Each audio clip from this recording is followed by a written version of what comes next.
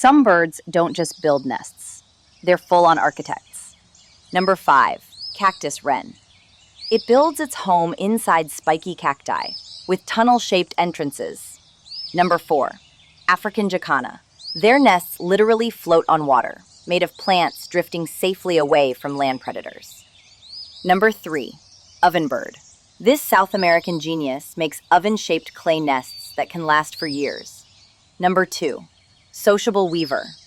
They build the largest nests in the world, massive haystack-like apartments housing hundreds of birds. And number 1, weaver, the ultimate master weaver.